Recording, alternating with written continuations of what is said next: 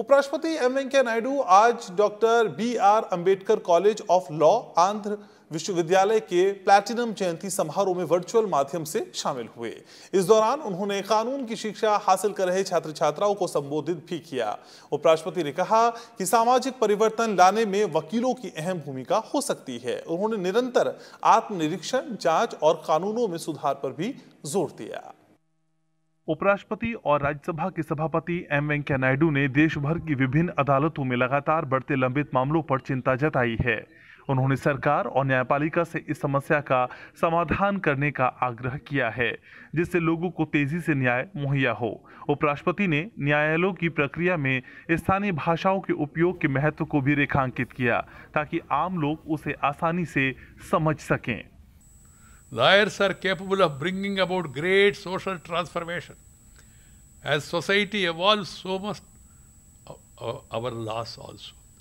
We must constantly introspect and scrutinize our laws from the prism of justice, fairness, equity, compassion, and humanity.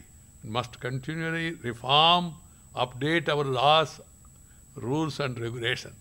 Laws which do not find a place in the progressive society must be repealed without prejudice and without delay, while modifying others to suit the times. In the same spirit, there must be an unrelenting quest to improve our justice system. We must continually improve our legal infrastructure and access to justice, especially for the common man. A vast majority of laws and regulations are still ineligible to the ordinary citizen.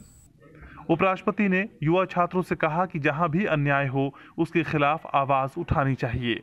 उपराष्ट्रपति ने यह भी कहा कि किसी भी कानून का मसौदा तैयार करते समय उसमें अस्पष्टता की गुंजाइश नहीं होनी चाहिए।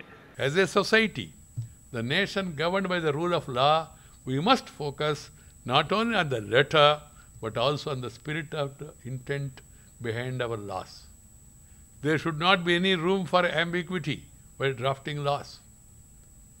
They should be simple, clear, uncomplicated.